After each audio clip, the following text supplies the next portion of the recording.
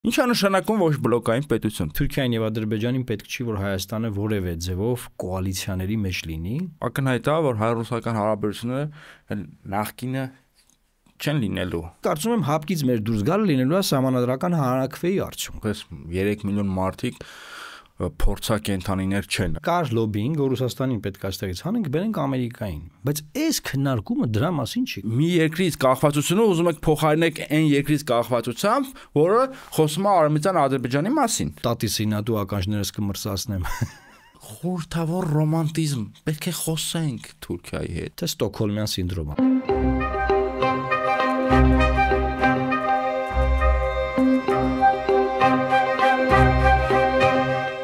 Ընկերներ ողջույն, պլատֆորմ ոդկասթը շարունակում է իր աշխատանքը։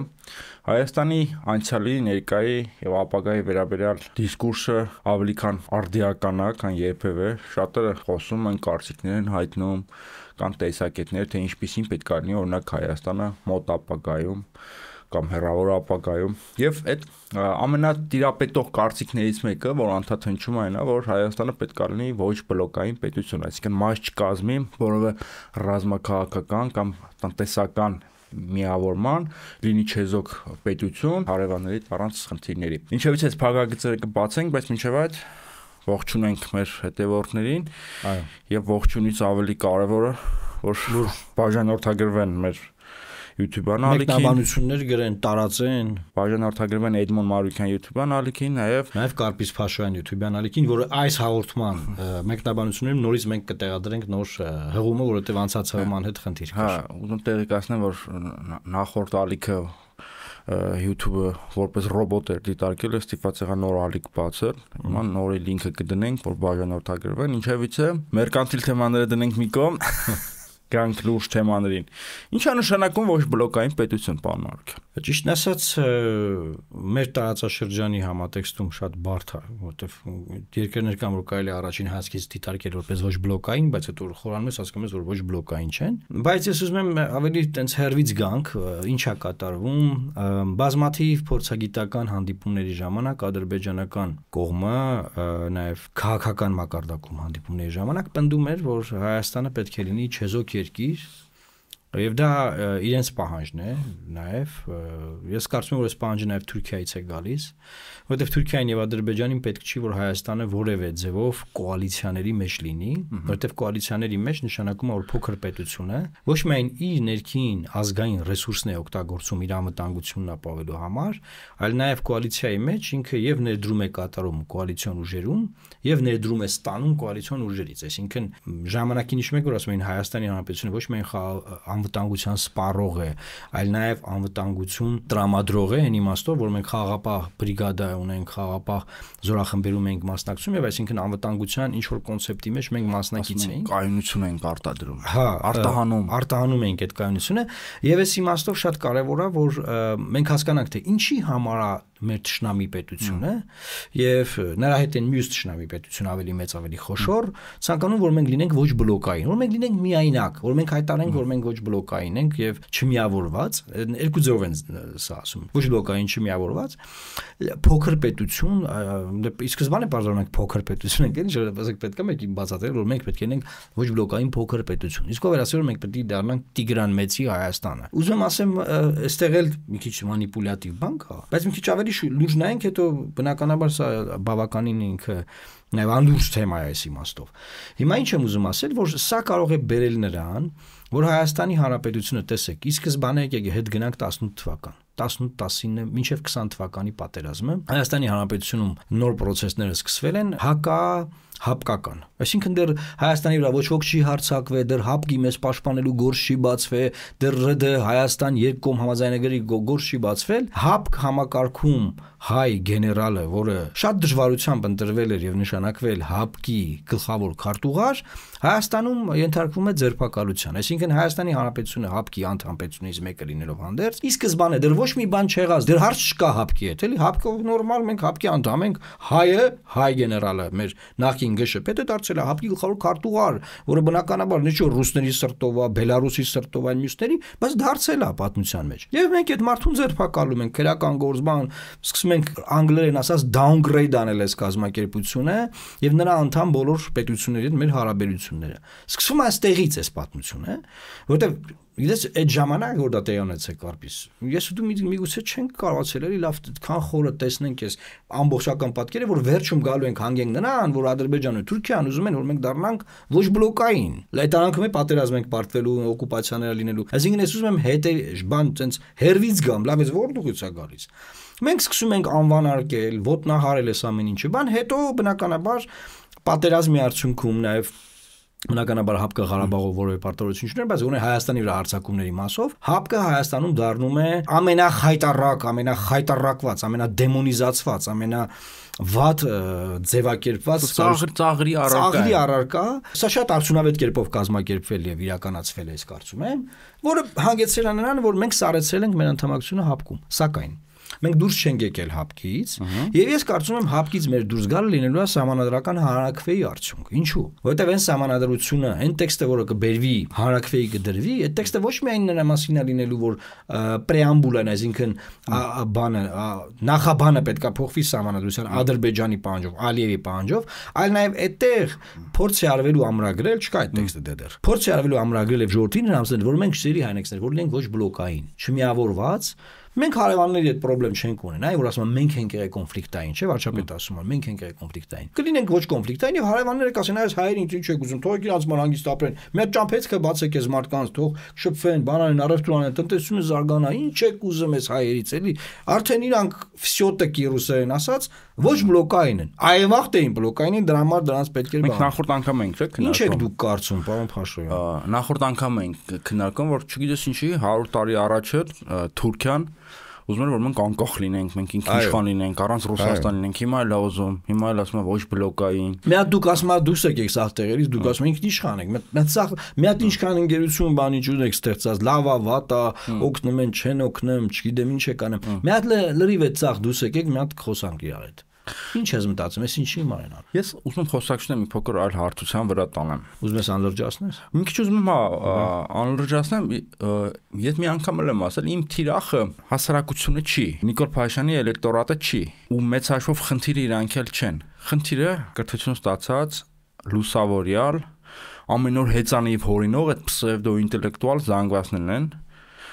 որոնք հիմնականում նաև մաս են կազմում այդ պրո-ուկրաինական ռոպագանդային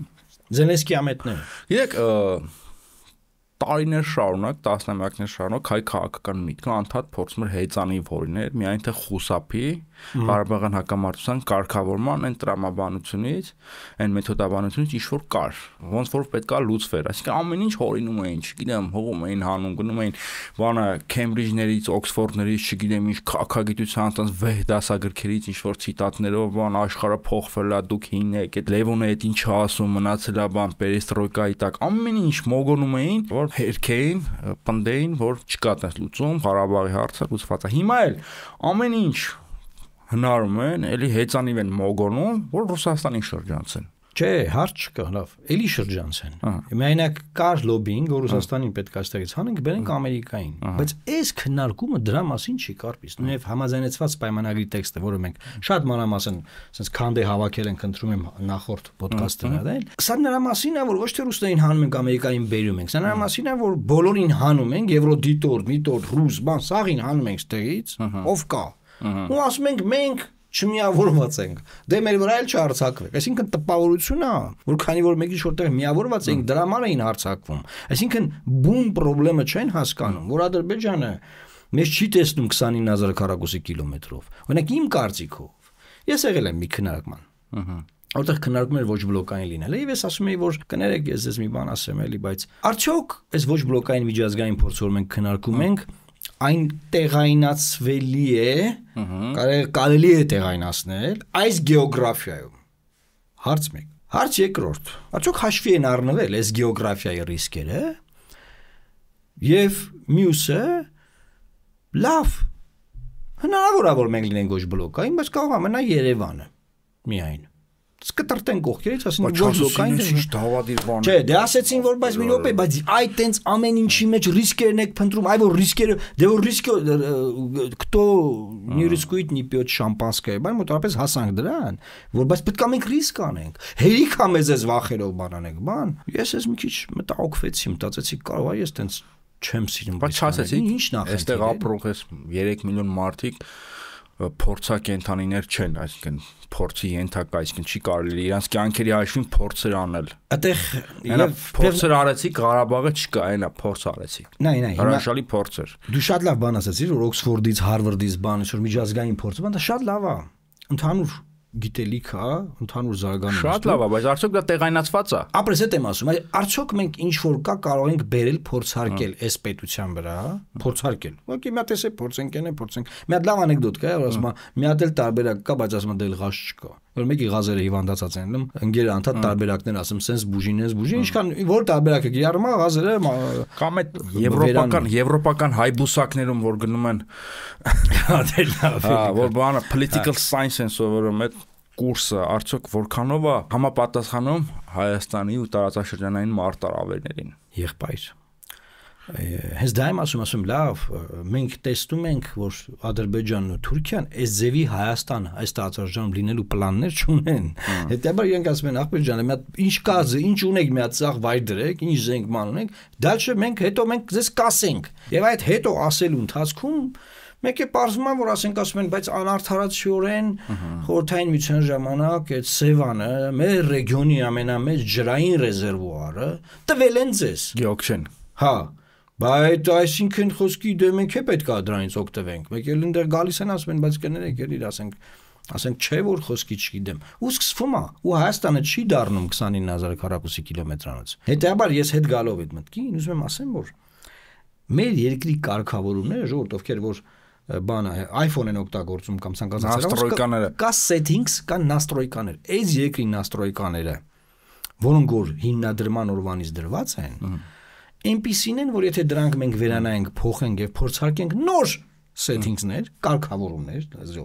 ուզում որ պատկերացնեք էլի ոնց որ մտնես iPhone անգլերեն լեզուն ջնջես կամ ռուսերեն էլ չի լինելու մեջ է ասենք կա չիներեն ինչ պետք է անես հիմա այս նույն կոնտեքստում եմ ուզում ասեմ այս մեր կարգավորումները որ եղել են որ կան սրանք փոփոխելու արդյունք են ընթացքը դրա արդեն բերել է Լեռնային Ղարաբաղի կորստին դրա շարունակությունը իմ կարծիքն ասա բերելու է Հայաստանի Հանրապետության պետականության կազմակերպման եւ կդրտելու են ժողովրդի լեզվով ասած այս երկիրը հետեւաբար ես ինչի եմ դեմ խոսում կամ պարոն Փաշյանը այդ կարգավորումները փոխելու դեմ որտեղ մենք զգում ենք որ դրա փոփոխությունը բերելու է նրան որ մենք այլևս չենք լինելու այնպեսին ինչպեսին մենք մեզ գիտենք եւ մենք կանք հասկացան ինչ նկատի մեծ հաշվով հիմա Սյունիքի մարզով վայոց ձորով Գեղարքունիքով բանով այսինքն Պարզա չէ ինչ եմ ասում։ Դե կարա ինչ-որ այտենց մեծ պայթուն պետք չի սպասել, կարա նենց լինի որ երասխից ենկո արդեն ինչ-որ ցանցապետություն արդեն դառնա Հայաստանը։ Չէ, մեծ պայթուն, հա, այսինքն դրանց ինչ-որ երկիր միջանց առանց ճանապարհների ու առանց սահմանների։ Սահմանափակված անսահմանության մեջ դրանց ինչ-որ տես։ Ինչ-որ ադրբեջանցիներ էլ գալիս են տեղ ապրելու այդ ճանապարհների վրա։ Երբ ուզում փակում են, երբ ուզում բացում են այդ ճանապարհները։ Գիտեք, ես մի բան ասեմ։ Իհարկե ամեն ինչ, ամեն հարաբերություն Հայթվում նաև միջպետական հարաբերությունները պետք է դինամիկայի մեջ դիտարկվեն։ Ակնհայտ է, որ հայ-ռուսական հարաբերությունները նախկինը չեն լինելու, կարող ավելի լավ լինեն, չգիտեմ, բայց որ նախկինը չեն լինելու է հաստատ։ Բաներ են փոխվել, իրողություններ են փոխվել, առանց Լեռնային Ղարաբաղի Հայաստանը լրիվ ուրիշ երկիր է առանց Լեռնային Ղարաբաղի, բայց հիմա պետք է հասկանանք ինչ հարաբերություններ են ունենալու։ Դու չես կարող, հա, Հելնես ասես այս բանը, ոչ բլոկային եմ, ես չեզոք եմ ու վերջ։ Հելի հայտարարի հետո մեր հայտնի գեներալներից մեկը մի հարցազրույցում ասում է ինչ որ կոնֆերանսիա է լինում Շվեյցարիայի ներկայացուցիչը, գլխավոր շտաբի պետն է լինում թե ՊՆ նախարարը, ասում է որ այսքան միլիարդ գումար ենք ծախսում։ Որ ասում է բայց դուք չեզոք երկիր եք, չէ։ Ինչն է պատճառը, ինչի՞ մա դուք չեզոք եք, ինչի՞։ Դե ասում է չեզոք ենք դրա համար ծախսերը շատ։ Հասկանում ես կարծես։ Այսինքն երբ որ դու կոալիցիաների մեջ ես, այդ քո ծախսերը նվազեցվում են Ամերիկա, ՆԱՏՕ, կռիվ ինչի մասին է։ Կոալիցիա չէ, մեկը շատ է դրել, մյուսները քիչ, եմ ես շատ դնողն ասում այ ախպեր ջան, եկեք այստեղ դուք է պետքա շատ դնեք, ձեր անվտանգությունը հերիք է սա ապահովեմ, դուք այդ փողերը ծախսեք ուրիշ բաների վրա։ Մեր կոնտեքստը հիմա մարդկանց քարոզվել է եւ քարոզվի արդեն, որ եթե մենք լինում ենք ոչ բլոկային, բանակ ոչի բան պետք չի, բայց շոմ դե մենք եթե ոչ մեկ այդ հարց ունենք, ոչ մեկ իբր թե օտոմատիկլի են բանն ասեմ, չէ՞, թաթուլը ասում օտոմատիկլի։ Իբր թե մեխանիկորեն ավտոմատիկ կերպով բոլորն է մեր այդ հարց չեն ունենա, բայց արդյոք պատմական մեր ընթացքը այդպեսին է։ Դե թաթուլավանի 60-ամյակն է սպասվում մեծ համերգ։ Դե չենք կաժանակի շնորհավորենք թող լինի շնորհ։ Գիտեք, իդեպ ստեղ շատ լուրջ հակասություններ կան այդ տեսության մեջ ոչ բլոկային պետության։ Մի կողմից ասում են ոչ բլոկային պետություն, այսինքն Հայաստանը որևէ ռազմաքաղաքական բլոկի անդամ չպետք է լինի, բայց մյուս կողմից էլ կարևորում են արևմուտքի հետ ինտեգրումը, Եվրամիության հետ կներես են ընդհատեմ, խափում են։ Գիտես խի, որտեվ նախկինում անգամ ես էլ էի մոլորվել այդ իմաստով, որ մտածում եմ դե որ եթե այս բլոկներից ուզենք գալի կգնանք ՆԱՏՕ։ Բայց փաստորեն սա խապկանքեր է, ՆԱՏՕ-ն չկա, մեզ ստեից հանում են, որ մնանք բան, տկլոր, մեր կանգնացնեն թուրք-ադրբեջանական ռեսուրսի դեմը։ Բայց մատ ուրիշ մեծ հակասություն էլ կա։ Այստեղ ասում են դառնանք ամրոց, հետո մարտինչող ժողովրդավարության մասին չէ խոսում։ Ստեղ էլի իրանք դասագրքային սիրուն եզրաբանության հետևից են վազում։ Օրինակ եվրոպական որոշ երկրներում դա հաջողված փորձառություն է, որ միաժամանակ լինել ամրոց եւ այդ ամրոցում լինեն շատ լուրջ քաղաքացիական ազատություններ, քաղաքների ինքնավարություն, դեռևս միջնադարից եկած ժողովրդավարություն, բայց որքանով այդ փորձառությունը մեր մոտ հնարավոր։ Ես չեմ կարծում, որ ամրոցում մենք կարողանանք, եթե իհարկե կարողանանք ամրոց ստեղծել, ժողովրդավարություն ձևավորել։ Ստեղ միահեծան ամրոցը ինքնին ենթադրում է փակ հասարակություն, որը իր հերթին ենթադրում է ասիական ուղղայած, այսինքն միահեծան ինչ-որ ինքնակալ իշխանություն։ Այսինքն դա Ադրբեջանն է առանց ժողովրդավարության։ Այսինքն դուք Շվեյցարիա ստեղ չեք կառուցելու։ Այսինքն Շվեյցարիան ենթադրում է որ ամրոց է, դու գտնում ես որ Հայաստանի պարագայում ամրոց պետություն եւ մարտնչող ժողովրդավարությունը իրար հակասում են արդեն։ Հա, չի լինելու ստեղ ասիականության դոզան շատ է, կբերեն էլ Իսրայելի օրինակը, բայց Իսրայելն էլ լրիվ այլ փորձառություն մեն մոտ չի ստացել։ Իսրայելը ոչ բլոկային երկիր է։ Ո՞վ է ասում որ Իսրայելը ոչ բլոկային երկիր է։ Կապությունները ոսենք ոսկա։ Դե ենթադրում ասում են Իսրայելը ամրոց, հա, ամրոց պետություն է, բայց նաև ժողովրդավարություն, հա, իրականում այդպես է։ Եվ բլոկային է։ Եվ բլոկային է։ Չլինի Ամերիկան, Իսրայելին ցենց բան կանեն, ասես կսրբեն ընդից կվերջ։ Հիմա այդ ինչպես այդ առաջին նախագահն էր այդ օրինակը բերել ազգ բանակների Իսրայել, Շվեյցարիա, մոնղոլներ, ինչ եք դուք մտածում որ դուք Շվեյցարիա եք դառնալու, այլ ոչ թե օրինակ մոնղոլների պես կոռումպացված, միահայծան վայրենի։ Դուք ինչ եք մտածում որ դուք կարաք Շվեյցարիա դառնալ։ Դուք դες տեսել եք, դուք ոնց եք Շվեյցարիա դառնալու։ Դուք դες տեսել եք լավն է։ Լավ, արի հակառակ կողմից գանք կարպիս։ Այս կողմը նայեցինք։ Մնում ենք ՕԴԿԲ-ի մեջ։ Հա դե բոլորս դժգոհ ենք ՕԴԿԲ-ից, դա թղթի վրա կառույց է, բուտաֆորիա, ինչ ասել ենք ՕԴԿԲ-ի մասին։ Հակառակում հակառակը նայենք, լավ չենք դառնում։ Դե ՆԱՏՕ ընդունող չկա, չենք ուզում դառնանք ոչ բլոկային ես ու դու, մնում ենք ՕԴԿԲ-ի մեջ, այդ ենք առաջարկում ենք, ինչ ենք մենք ուզում ես մարդկանցից։ Ասում ենք կարգավորումները մի փոխեք։ Կարգավորումները մի փոխեք նշանակում է հայ-ռուսական հարաբերությունները շարունակել պահպանել, երկկողմ համաձայնագրերը, ճիշտ է։ Դրան գումարած, ասում ենք, որ կարգավորումները չփոխելը նաև նշանակում է ՕԴԿԲ-ն է պետք է մնա։ ՕԴԿԲ-ից անգամ Նիկոլ Փաշինյանը չի դուրս գալիս։ Ես այստեղ ասեմ դուք շարունակեք։ Իմ համար սկզբունքորեն միևնույն է։ Ինչու՞։ Ասեմ։ Իմ համար ինչը միևնույն չի, այդ ասեմ։ Հայաստանի անկախությունը, Հայաստանի տարածքային ամբողջականությունը, Հայաստանի հասարակության բարեկեցությունը, ապահով կյանքը, այսինքն չեմ ուզում այնպեսի ինչ-որ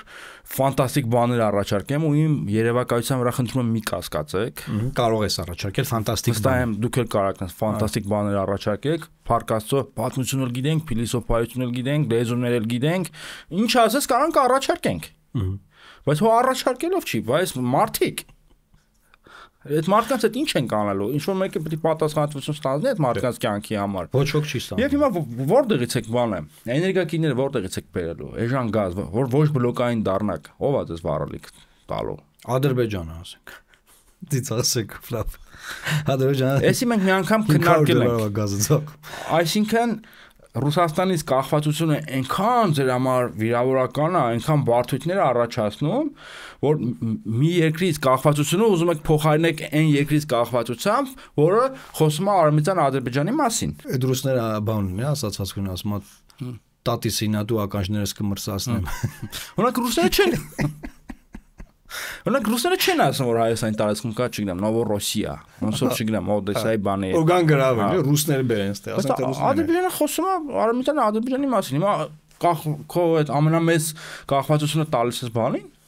Ադրբեջանին կամ լավ, հեսա կասեն Իրանից կառնենք։ Ունի Իրանը այդ հնարավորությունը կամ այդ գնովա տալու։ Ոսեր Իրանը գազ է ուզում Ռուսաստանից։ Ադրբեջանի միջոցով գազ ստանալու պայմանավորություն են ձեռք բերել։ Մի հատ ուրիշ հետաքրքիր բան ասեմ քեզ։ Ախր Իրանը գազային պաշարներ ունի, բայց ռեբան չունի, տեխնոլոգիաներ չունի դա հանելու ու ուղարկելու այս կոմենկոմ։ Ես հա կառուցված բան։ Հիմա ի՞նչն է բանը, նայ։ Ժորժան, քանի որ մենք խոսել ենք այսպես կոչված խաղաղության համաձայնագրի համաձայնեցված տեքստի մասին, ես եւ պարոն Փաշոյանը խոսել ենք սա մասին։ Բայց քանի որ մենք խոսել ենք, մենք նաեւ այդտեղ ասել ենք, որ եթե Հայաստանը համաձայնվում է երրորդ երկրների ուժեր չտեղակայի հայ-ադրբեջանական սահմանին երկայնքով, ինչա մեկնաբանվում է նաեւ այդ կողք ու կշտի այդ գյուղերով։ Այսինքն Ադրբեջանը Հայաստանի ոչ բլոկային լինելը ֆիքսում է, ուզում է ֆիքսի նաեւ պայմանագրում։ Ոչ թե ուզում է ֆիքսի, այլ ֆիքսելը ու տեղից է գալիս սա։ Հասկանում եք, սելի այնակիցներ։ Այսինքն Ադրբեջանն է մեզ սարքում ոչ բլոկային։ Այսինքն Հայաստանի Հանրապետությունը վաղը որ ուզենա ֆրանսիական զորք բերի, այդտեղ չի կարող, գերմանական բերի չի կարող, շվեդներ բերի չի կարող, սկանդինավներ մեր Զավենի չի ասած, սկանդինավներին բերի չի կարող, ամենաների մասին չեմ խոսում։ Մասնավոր կազմակերպություն։ Ես պետք գիտեք ինչ եմ նկատել։ Թուրքիայի դեպի Թուրքիան գիտեք ինչ հայացք է ձևավորել, դա առաջել է եղել ուղղակի այն ժամանակ մարգինալ էր, ինչ որ ռոմանտիզմ եմ նկատում դեպի Թուրքիա։ Դա Ստոկհոլմյան սինդրոմը, որ քեզ բռնարին, քեզ մորթողին ուզում ես գնաս էլի։ Այդ ռոմանտիզմի հիմքում այդ սինդրոմն է, որովհետև ասում են դե լավ հարաբերությունները ձախողվել են, գաղութարարը չի թողել, արյուն է եղել, նաև Թուրքիան ուզում են մեր հարաբերությունները շտկեն, ռուսները չեն թողում։ Նաև ռուսների մեղքով ցեղասպանություն է եղել։ Եկեք մտած ռուսներին։ Իմացա որ ռուսները են կազմակերպել վրացի ֆուտբոլային ֆաները։ Այդտեղ գցեցին ռուսներն են կազմակերպել։ Դե հիմա ասում են լավ դե Թուրքիան ծիծաղս կրս։ Հիմա ասում են լուրջ քննարկենք, ո՞վ լուրջ քննարկենք հիմա։ Այդ մարտիկ, որտեղ լուրեր են տարածում, դրանք Շվեյցարիա կդառնա։ Ոնց կա Շվեյցարիա դառնա։ Չգիտեմ, բայց ախր շատ տխուր թեմա է, ոնց չեն կարելի, ոնց չեն կամ լրջանը։ Հիմա այդ ռոպագանդան Ռուսաստանին դեվա սարքել, իսկ Թուրքիայի նկատմամբ ինչ որ խորհրդավոր ռոմանտիզմ, պետք է խոսենք Թուրքիայի հետ, sense ինչ որ ծորալով, բան պետք է ասենք ծորա, դերասանական։ Կարպից դու նկատեցիր, որ Հայաստանը Թուրքիայի տարածքով այլևս պրոթուրքական Սիրիայի իշխանության եւ պետությանը ուղարկեց հումանիտար օգնություն ու մի դիֆերանտներ, մի շնորհակալ ենք, որ թողեցիք Մարգարայով անցնի, բան, այդ ում եք խափում արա։ Հենց Facebook-ում գրում են Մարգարան բացվեց։ Մարգարան բացվեց, այսինքն Թուրքիան մեզ ասում է կամ չի ասում կամ տենց մենք ենք ուզում գծնվենք տենց բան։ Սիրիայում հումանիտար ճգնաժամ է բնականաբար։ Ասադի ժամանակ թողար Սիրիա բան ուղարկենք Թուրքիանի տարածքով։ Իհարկե։ Պարոն Փաշոյան։ Բա ինչ են ժողովրդին խաղում։ Պրոպագանդա է դա։ Բա ինչ են, այսինքն դուք երրորդ երկրների անձնագրերով մարդկանց հարցը չեք։ 3 տարին լրանում է պայմանավորվածության չի լինում։ Քարոշություն, հա։ Սա ուզում են անդադ, ոչ այնքան ուզում են Թուրքիայի հարաբերությունները կարգավորեն, ինչքան տենց անդադ ինչ-որ տրյուկներ են անում, որ Թուրքիային դուր գան։ Կսմսվեն։ Թե երկրաշարժի ժամանակ այդքան օգնություն ուղարկեցինք Թուրքիա, որտե գնահատվեց։ Էլի այսքան քաղաքականությունը տենց ինչ-որ ստրտիկային բան չի, էլի, քաղաքականությունը բաբշուտ է լուրջ բան է, պարոն Մարուկյան, մարդկանց կյանքերի մասին է քաղաքականությունը։ Այդ ռոպագանդան է, այս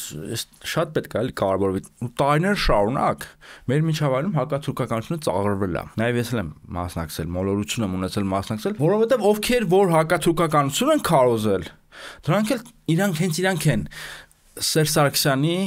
այդ կողմնակիցները Սերժ Սարգսյանի կառավարման ժամանակ բուծված այդ ռոպագանդիստները իրաց քարոզած հակաթուրքականությունը դա բանա, չգիտեմ, գժություն էր։ Դա էլ մի իրացիոնալ ծայրահեղություն դա։ Այդ գժությունը դա մենք ծաղրել ենք, ձեռի հետ էլ արժեզրկել ենք, բայց դարձյունքում ծնվել է այս Կարպիս։ Դարձյունքում ծնվել է ու արժեզրկվել է լուրջ հակաթուրքականությունը, որը պետք է լիներ։ Մարդ գիտես որ խոսում է թուրքերի հետ։ Ես կամոտ ասում եմ խոսենք, խոսացեք, ով ա ձեզ բռնել է եղբայր։ Բայց արի շեղվենք, որտեղ շատ են մեզ ասում, որ մենք թեմայից թեմային կանցնենք։ Այ, ես հարց տվեցի քեզ, որ բալավ, մնում ենք այս կարգավորման համակարգում, ասում ես այո, եւ դու բերեցիր այն, որ թե ինչ քեզ միևնույն չի։ Այս իմաստով տես, այսինքն մենք ինչ ենք ուզում ասենք, սիրելի հայրենակիցներ, սիրելի ժողովուրդ, որ անգամ այս կիսատ պրադ, եթե անգամ մենք դժգոհ ենք, շնաց մենք ենք բռնել էլի ՕԴԿ-ի գլխարկարտուարին, եկեք ոչ մեկի ջեբը չգցենք, մենք ենք սկսել համը հանել, բայց լավ, անգամ այս վիճակով, եթե Հայաստանի Հանրապետության ինքնիշխան տարածքը շարունակում է մնալ 28000 20 քանի օր արդեն այդպես օկուպացված տարածքներ կան 28000-ոտ լավես ձևակերպենք ժողովուրդ սա ավելի լավ է ինչքան էլ որ դուք դժգոհ եք քան այն ինչ որ կգա դրանից հետո եթե մենք այդ իրավակարգավորումները այսպես կոչած այդ settings-ները մենք փոխենք մեր ասածը սա այսինքն մենք ոչ թե ասում ենք որ բա գիտեք ինչ կա բանը չնայած դե ՕԴԿ-ին որ ասեք նրանք ասում են ախպեր ջան մենք դիտորդ ենք ուզել ուղարկենք չեք ուզել ճիշտ է հա ինչ եք ուզում մեզանից մենք ասում ենք բայց ախր ՕԴԿ-ին չի ճանաչում մեր սահմանները բայց մեր վարչապետն է գնացել ՄԱԿ-ի ամբիոնից ասել մենք կադաստրի վկայական չունենք ՕԴԿ-ից ինչ եք ուզում Գիտեք, պարոն Մարկոս։ Այսինքն այս շատ բան է, էլի տենց միակողմանի, սենց անհասկանալի խոսակցություն, պրոպագանդա է սա։ Երկու օր առաջ Ալեն Սիմոնյան ազգային ժողովում բրիֆինգ ժամանակ ասում է դեռ ՕԴԿ-ն պետք է հասկանա, իրանք այդ ինչ կառույց են։ Դեռ իրանք հասկանան, իրանք սկիչ չգիտեն ասում է իրանք սահմանները բաներ, ու ասում է մի ուժի ներկայացուցիչ, որի ղեկավարն ասել է, որ մենք կադաստրի վկայական չունենք, մենք պետք է դեռ հասկանանք, ես պետք է հասկանանք, այն պետք է հասկանանք, այն շուր ենք եկել, մենք ես իմում ենք ընդ ասում դուք պետք է հասկանաք։ Ես չեմ սիրում մարդկանց պիտակավորել, բայց ես վստահ չեմ, որ Ալեն Սիմոնյանը խորապես հասկանում է ինչի մասին է ինքը խոսում։ Իմ կարծիքով Ալեն Սիմոնյանը ընդհանրապես մեդիա կիլեր է, որին WhatsApp-ով ուղարկում են ինքն խոսում է։ Ինքը խորապես չի հասկանում ինչի մասին է խոսում։ Դեռևս հին աշխարհից սկսած, երբ որ պետությունները որևէ քաղաքականություն իրականացրել, դա ամեն ինչ այդքան դա տուպո չի, մենակ դա պատերազմելով չի, նաև դա կա դիվանագիտություն, միջազգային հարաբերություններ, նաև հայտնի հնարք է, երբ որ լինում են կոալիցիաներ, պետությունը մտածում է լավ դա ազդեցիկ կոալիցիա է, իմ համար խնդիր է ինչ անեմ եւ փորձում է խնդիրներ ստեղծել այդ կոալիցիայի համար, դեռ հին հնագույն ժամանակներից հայտնի հնարք է ու ըստ էության Ադրբեջանը եւ Թուրքիան փորձել են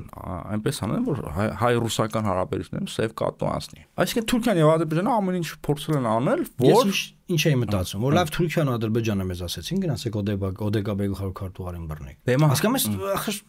Հայաստանում գիտեք ուրիշ բարդույթ էլ կա որ այդ կետերը բերում ես հերթով թե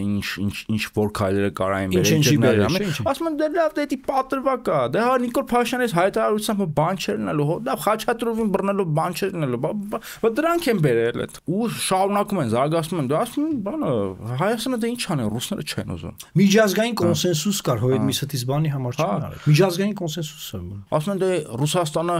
ուզում էր տենց Հայաստանի չուզելով ամեն ինչ սենց եղավ, հա։ Չէ, մի հատ է թեզ կա, որ ռուսներն են ասել, որ մեր այդ փչացեք հարաբերությունները, որ իրանք արդարանան։ Հա, Պուտինը Նիկոլ Փաշինյանին ասել է Խաչատրովին բռնեք, որ տենց Նիկոլ Վովայևիչ գնա հակառուսականություն քարոզի, որ տենց մեր երեսը կարողանանք սրբենք։ Դե չէ, երեսներս չի բռնում։ Մտամ ռուսները երեսները բռնելու խնդիր ունեն, էլի իրանք տենց ինչ բան կա, տենց շփտի ամաչ են ինչ որտեղ։ Կամ ասում են բանը Ռուսաստանին ձեռա տալիս Նիկոլ Փաշինյանի հակառուսականություն։ Լավ, թողենք իրանց տեղ։ Այսինքն մենք կարող ենք մեր ձևակերպումը անել կարծես, որտեղ մարդիկ ուզում են հասկանալ մենք ինչ ենք ասում, էլի, մեր լավ քննադատեցինք, որ ժողովուրդ ջան իմացեք, ոչ բլոկային պետության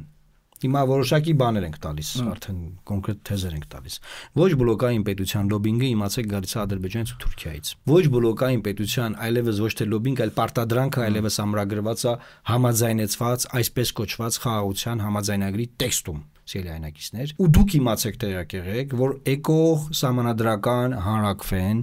լինելու է նաև դրա մասին, եւ ահա պատճառը դա է, որ հայտարարվեց, որ սահմանությունը պետք է ունենա տարածաշրջանային նշանակություն։ Դες ման լսած ես։ Ասենք վրացիք սահմանությունը ունի, ասենք մենք մեր սահմանությունը տարածաշրջանային նշանակություն ունի։ Դրա տարածաշրջանային նշանակությունը գիտեք որն է, որ երրորդ կողմին դուրս հանել է տարածաշրջանից, հետո։ Լսեցիք սիրելիայնակիցներ։ Երրորդ կողմին դուրս հանեցինք։ Իսկ այն ինչ տարածաշրջանային նշանակություն ունի, որ տարածաշրջանի ուրիշ երկու երկրներ պարտադրում են, որ այս տարածաշրջանից մի երկիր ընդունին այդ սահմանություն, որ ինքը գնա մի ճանապարհով, որ նրանք այն երկուսով կարողանան իրան կտրտեն։ Պարոն Մարոկյան, իհարկե հիանալի կլներ, երբ որ օրինակ մենք ռուսներին հանենք, այստեղից Ադրբեջանը Թուրքիային հաներ։ ու ինչ որ ուժերել, չգիտեմ, զսպեին Իրանի ամբիցիաները տարածաշրջանում ու Հայաստան, Վրաստան, Ադրբեջանը հանգիստ խաղաղության մեջ Եվրամիության պես ապրեն, մինի Եվրամիություններ տարածաշրջանում, ես դրա մասին խոսել եմ։ Ռուսները Աբխազիայից, Ասեցիայից դուրս գային, ասեն, ապրեք, ինչ եք ուզում, ինչ խնդիր կա։ Բայց Ռուսաստանի հեռանալը տարածաշրջանից ավտոմատ չի ենթադրում, որ Թուրքիան էլ է հեռանալու, Թուրքիան էլ ավելի է մեծացնելու իր ազդեցությունը ու եթե 90-ականներին 2000-ականներին Թուրքիայի ներգրավվածությունը հարավային Կովկասում բավականին համեստ էր 44-օրյա պատերազմից հետո հատկապես այդ ներկայացվածությունը շատ մեծացավ եւ հիմա այստեղ հարց դժվար թե հնարավոր լուծել առանց Թուրքիայի կարծիքը լսելու դա ինձ թվում է Ռուսաստանն ու Իրանն էլ են շատ լավ հասկանում հիմա եթե Ռուսաստանը ընդհանրապես սկսի չմիջամտել այս տարածաշրջանի հարցերին Թուրքիան է դառնալու դոմինանտը եւ թող մեզ չթվա թե մենք կարողանալու ենք սեփ խրել Թուրքիա-Ադրբեջան հարաբերություններում դա չի լինելու ու ինչի համար մենք կապրիչ չենք անում որ ասում ենք Հայաստանը չի կարող ոչ բլոկային լինի որովհետեւ հասկանալի է որ եթե Հայաստանը լինի ոչ բլոկային Հայաստանին աստիճանաբար բանը Թուրքիան եւ Ադրբեջանը կլանելու են վասալական կախվածության մեջ են թողնելու հիմա դա կասեն դա Ռուսաստանից ենք վասալական կախվածության մեջ վասալական կախվածությունը վատ բան չի հայոյանք չի Հայաստանի նման փոքր երկրները կամ մոլորակի երկրների մեծ մասը այս կամ այն մեծ տերությունից կախվածության մեջ են Միացյալ Նահանգներից, Մեծ Բրիտանիայից, կախվածության մեջ են, Չինաստանից, դե հիմա մենք էլ հա, բայց այլ բան է Ռուսաստանից կախված լինելը, այլ բան է, որ նույն դրամաչափի երկրից ես կախվածության մեջ, Ադրբեջանից։ Դու Ադրբեջանը նույն կալիբրի երկրներ եք, նույն կալիբրի երկրից դու խես ուզում կախվածության մեջ լինես, հեն մեծ տերությունից էլ սաղ են կախված։ Հատկապես հիմա ռուս-ամերիկյան հարաբերությունների համատեքստում ամենայն հավանականությամբ այս տարածաշրջանում գերագայությունը ելի կմնա Ռուսաստանին, ես այդպես եմ կարծում։ Նորմալ է կախվածության մեջ լինելը։ Չես կարող բացարձակ ինքնիշխան լինես, כי Միացյալ Նահանգները բացարձակ ինքնիշխանություն չի լինում։ Եվ հիմա այս առումով Հայաստանին աստիճանաբար կլանելու են, Հայաստանը ներսից պայթեցնելու են, Հայաստանին վասալական շատ դաժան կախվածության մեջ են թողնելու։ Հայաստանի տնտեսությունը, տնտեսական ինքնուրույնությունը, տնտեսական ինքնիշխանությունը կազմակերպելու են չեն գալու, հա, յաթաղաներով ձեզ սրա խողողանանել հարցակ անելու են թե չեն անելու, բայց հələ լավ է դավադիր բաները դնենք մի կողմ։ Ձեզ զրկելու են Հայաստանում, ձեր երկրի տարածքում գերագահությունից, հա, այսպես ասենք։ Ձեր մշակույթի ինքնությունը պահելուց նաև։ Մտածում եք, ինչ արձագանքներ ենք ստանում կարպիս, որ նման ձևով մենք խոսում ենք, արձագանքներ է գալիս, որ բայց ասենք կարող է բայց ցոտեկի դուք Ռուսաստանի շահերն եք պաշտպանում։ Ես ուզում եմ մեկնաբանեմ, որ սիրելի հայրենակիցներ, ես Կարպիսը, մեր նման մարդիկ, մենք մի սրբություն ունենք, դա Հայաստանի Հանրապետությունն է։ Եվ երբ որ ասում ենք այդ կարգավորումը որ փոխվի, մենք կամ չենք լինելու այնպես ինչպես որ կանք հիմա։ Դա նրա մասին չի որ մենք ուզում ենք որ ռուսները չգիտեմ ինչ։ Նրա մասին որ մենք ուզում ենք մենք լինենք։ Ոնց բաց, որ մենք լինենք, սա սրա մասին։ Այսինքն մեզ այդ շահերի համադրման հարցն ենք քննարկում, էլի, այսինքն շահերի համադրման հարցի արդյունքը, որ այսօր Հայաստանն ունի էժան էներգո ռեսուրսներ, եւ էժան էներգո ռեսուրսներով ԵԱՏՄ տարածքում, օրինակ, ծաղիկ արտահանում երկրորդ տեղում սիրելի հայրենակիցներ։ Այդ փողը գալիս է երկիր, դուք ծախսում եք, ապրում եք, մենք ապրում ենք այդ ամեն ինչով։ Այսինքն մեզ տանելու են նրան, որ զրկելու են այս ամեն ինչից եւ դրա հակառակը մենք չենք ստանալու։ Իմացեք, այդ դրա մասին է այս քննարկումը։ Ոչ թե ռուսները լավն են, չգիտեմ, թուրքերը վատն են, խոսակցությունը դրա մասին չի։ Մենք ուզում ենք լինի Հայաստան։ Խոսակցությունը Հայաստանի լինելու մասին է։ Եվ Հայաստանի լինելու համար մենք նայում ենք, ում շահերից աբխում որ Հայաստանը sense լինի, այս իրավակարգավորումներով։ Ոնց որ մորնին խոսում։ Ու չգիտեք, Թուրքիա շահերից բխումա Ռուսաստանի չէ։ Այդ դե նայ դրա համար որ դու ասացիր օրինակ ուզում են Ռուսաստանից կախված են Թուրքիայից կախված լինեն ես չուզեցի անդադեմ բայց այս ամբողջ ռոպագանդան նաև դրա մասին ա եղել այս ամբողջ ընթացքում այդ մենք պետք է խոսենք իսկ ով ասյոր ցեղասպանությունը հենց իրանք են արել կարող իրանց դրթել են որ արել են կարող իրանք տենց մենք ենք բզբզացի ով ձեզ ասել բզբզայի որ ձեզ կոտորեին բան այս բոլոր քննարկումները սիրելի հայրենակիցներ նրա մասին է որ դուք մի քիչ հեշտ տրվեք մի քիչ հեշտ տրվեք այդ բանի, որտեղ դե բարձա բարիերներ ունենք, մեր պապերին կոտորեն մորթել են, բան, որ մի քիչ տենց այդ Ստոկհոլմյան սինդրոմը ինչ է նշանակում, որ բանը զոհը բռնարարին սկսում է սիրել եւ սիմպաթիզիրovat անել։ Հիմա Հայաստանում քարոզվում է Ստոկհոլմյան հիվանդություն, չգիտեմ, սինդրոմ, չգիտեմ ինչ։ Ընդհանրապես ով է զգացմունքներ։ Ով է, ես ուժ չեմ տեսել Հայաստանում, որ լուրջ ուժ, որ հայցուկական կարգավորմանը դեմ լինի։ Հա Չկա։ Կարպես ախր էտել է էլի բան, մոդայիկ բան է, որ բոլորս կողմ ենք, ասենք այդ կարող է պետք է սա հասկանանք, ինչի՞ սաղս կողմ եղանք, բայց չի կարգավորվում, ինչ անենք։ Դե որովհետև ոնց որ թե մենք չենք պագի այդ սահմանը։ Այսինքն հակառակից է այս քննարկում, էլի որ իբր թե մենք պետք է որոշենք, որ բացենք, ինչ եկե մեր վրա մոնատ գալի, Ղարաբաղի հարցը կարգավոր եք, էդ էլ մի լուծում կունենան այդ հարցը։ Հիմա Հայաստանի գլխավոր խաղաքարտը ծառայ ոչնչացրել եք, Արցախը Հայաստանի եւ էր գոռալով լաչարություն անելով, հիմա եկել եք բանը մեր վրա եք մունատ գալի, ինչա մենք նայում ենք մասի սալին, դրա համար հայ-թուրքական հարաբերությունը չեն կարգավորվում։ Բայց դու ինչ ես արել, Ղարաբաղի հարցը կարգավոր էր, թուրքերը հայ-թուրքական արձանագրությունների ժամանակ ասում են մի գյուղ գոնե տվեք։ Շատ լավն էր, որովհետև այսինքն մարդիկ նաև ու քաշության արդյունքում չեն հասկանում, որ այս մեր բոլոր տարածաշրջանային խնդիրների լուծման մեր ունեցած միակ զենքը Ղարաբաղն էր նաև։ Այդ Նիկոլ Փաշինյանը եւ Ղարաբաղի հարցը կարգավորեց, որ Թուրքիանը չգնաց կարգավորման։ Դե բայց կարգավորվել է Ղարաբաղի հարցը։ Դե կարգավորված։ Նենց է կարգավորվել, որ արդեն բանը մերը չեն խոսում։ Էրդողանը բան, ինչ որ Նիկոլ Փաշինյանին Հայաստան կապ չունի ով է Հայաստանի ղեկավարը։ Հայաստանի ղեկավարին որպես կրծեր ինչ որ արքայիկի է վերաբերվում տենց ինչ որ գործընկեր որպես չի դիտարկում։ Ցավալի է այս ամեն ինչը։ Այսինքն Ջաբրայելով, Ֆիզուլիով, Աղդամով Հայաստանը այլ արժեք ուներ Թուրքիայի համար։ Այդ ամեն ինչը փոզիչման էին, այո։ Ու լրիվ ուրիշ արժեք ուներ։ Ղարաբաղով Հայաստան ու ասեմ թուրքերը երբեք դեմ չեն եղել որ բանը չեն հերքել այն փաստը որ հայերը պետք է ապրեն Արցախում։ Թուրքերի այդ խնդրումը սկսվեց այն ժամանակ, երբ որ մենք վերցեցինք Խարվաճարը։ Այո։ Եվ հետո դա շարունակություն գտավ։ Եվ նորից եմ այդ հարցը տալիս։ Նիկոլ Փաշինյան, որ հիմա եկել ես ուզում ես բան ես ինչ-որ բաներ համոզես, որ բան մասի սար, չգիտեմ, հակաթուրքականություն, մեզ փոխենք, դու Ղարաբաղի հարցը երբ կարգավորեցիր, որ Թուրքիայի հետ հարաբերությունները չստացվեցին։ Նայ դու ինչ ես արել։ Ինչ ես ուզում ես ժողովրդից։ Հիմա էլ բան է, դրել եք այդ լոլոն է կարծում դառնանք ոչ բլոկային։ Չէ, նայ, բայց երբ որ ներկայացում է որ Ղարաբաղը թոք էր, մեր պետականության վզին կապած, որ մեր պետականությունը այդ թոքից ազատվել է, հիմա մենք պետություն ունենալու շանս ենք ստացել դրանով։ Այդ լսել ես, այդ շանս ենք ստացել։ Այսինքն ոչ թե պետություն ենք դարի արդեն։ Միլիարդ, շանսն է պրոստը ծնվել։ Դեռ ինչքան ճանապարհ ունի անցնելու ես ժողովուրդ ես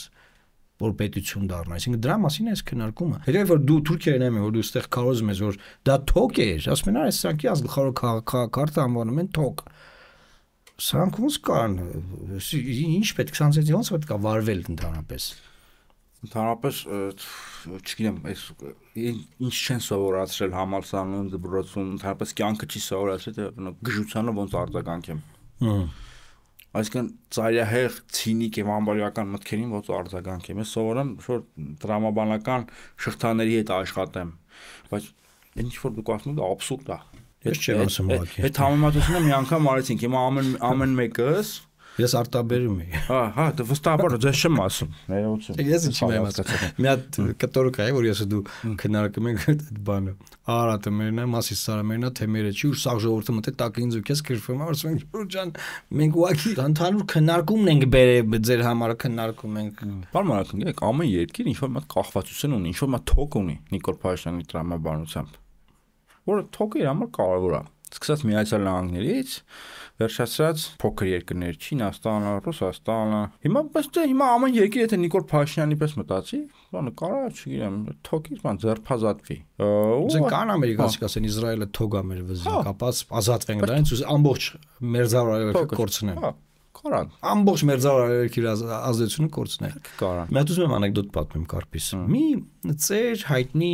շատ հարուստ փաստաբան ա լինում։ Շատ ծանր առողջական վիճակով է լինում, արդեն զգում չի կարողանում գործերը վարի իր, տղան էլ է փաստաբան դարձած լինում։ Տղային կանչում ասում տղա ջան, էլ չեմ կարողանում դատարան գնամ, բան անես, գործերը վերցրու, դու շարունակիր ես գործերը, դու իմ ժառանգն ես, իմ հետնորդը եւ դու վստահ եմ, հույս ունեմ, որ դու կկարողանաս այս գործերը վարել։ Տղան հպարտանում է, ուրախանում։ Այդ մարդը արդեն տանը պարկած է, չի կարող դատերին գնա բանանի։ Օրեր անց տղան վերադառնում է տուն շատ ուրախ եւ հորն ասում է՝ «Պապ, ասում է ինչ ա եղել»։ Ասում ուզում եմ քեզ շնորհավորեմ, որ դու սենց ժառանգ ունես, բան, ասում է ինչ, ասում է հիշում ես այն որ մի գործ ունեիր, մի 26 տարի այդ դատը գնում էր եւ չէր ավարտվում, ասում է հա տղա ջան, դա շատ լուրջ ծանր գործ էր, ասում է այդ գործը ես այսօր ավարտեցի։ Սմայ աննասուն շամորտի այդ գործով էինք այս տունը պահում, այս շնարհավորություններ ունենք, դրա արդյունքում էր, որ ավարտեցին, իմացի ես բոլոր նայությունները վերջանում են։ Հիմա այսինքն նայ, հիմա մենք գալով Ղարաբաղի բանին, խնդրին, տես շատերը պրոպագանդա են իրականացնում, որ դեռ երկար ժամանակ որ դա պրոբլեմա պետքա դրանից ձերբազատվել, հարցը փակել եւ մեր գործերը լավ կլինի, չէ՞։ Բայց չեն հասկանում, որ այս պետությունը մենք արդեն սա քննարկեցինք։ Այս կարգավորումներով կար եւ այս կարգավորումներով գործում էր։ Եվ դրանով էր իմաստավորված։ Եվ դրանով իմաստավորված։ Հիմա այսինքն դա կտրելով, Ժորժ ջան, ինքնուրույն չեք դառնում։ Ինքնուրույն չենք։ Ես քանի որ ավելի པարզ դառնանք, կարանք մարդկային կյանքի օրինակով էլի վերենք։ Օրինակ մենք ինչքան կախվածություններ ունենք, չէ՞, պարոն Մարուկյան, պետք է աշխատենք, տուն փող տանենք, երեխաներին դաստիարակենք, ինչքան կախված ենք, չէ՞, պատկերացնում եք այդ ամեն ինչը, բրախենք, ասենք մենք ինքնուրույն ենք։ Կամ տենց մարդիկ ասեմ։ Ու այդ մարդիկ անասուն են, չէ՞։ Ովքեր իրենց երեխաներին տիրություն չեն անում, պատկերացնում, ընտանիքին տիրություն չեն անում։ Այո։ Բայց անասունությունը հիմա ինչ են քաղաքականություն մտցրել, այսինքն մեր խնդիրը, մեր հարցը, ասում ենք թոկա։ Սա երկրներն է ստեղ ֆունդամենտալ բան կա, երբ որ դու քո գործերի մեջ ես անասունություն անում, պատասխանատուն դու ես դուժելու։ Բայց մենք խոսում ենք քաղաքականության մասին, որտեղ հազարավոր, միլիոնավոր մարդկանց կյանքերի մասին ենք ես ու դու անդադ խոսում։ Եվ այդ իմաստով այն ինչ որ դու քո անձնական կյանքի հետ կարող անես այդ քո սուիցիդիալ մտքերը, պետք է քո գործնա գնա քեզ գցի կամրջից, հիմա ուզում ես գնա գցի։ Մի մարդ կմեռնի, դա էլ ասում, հասկացա։ Գժություն անելը ինքնիշխանություն չի։ Բայց եթե մենք մի գժություն անենք այս պետության ճակատագրի հետ, միլիոնավոր մարդկանց կյանքերի վտանգելու։ Դա եմ ասում, գժություն անելը ինքնիշխանություն չի, վերջնարդյունքը ինչ ալնելու։ Դու կարաս ինչ-որ բաներ կուլ տաս, ինչ-որ բաների միջով անցնես, բայց վերջումս երկիրը պայս, դա ինքնիշխանությունը, երկիրը պայլը։ Այլևս էլ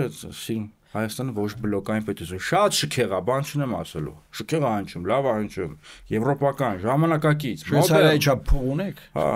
Ասում եմ մենք նեյտրալ ենք, դա համար շատ փող ենք ծախսում։ Որտե մենք ենք սաղանում, ոչ մի կոալիցիայի մեջ չկանք։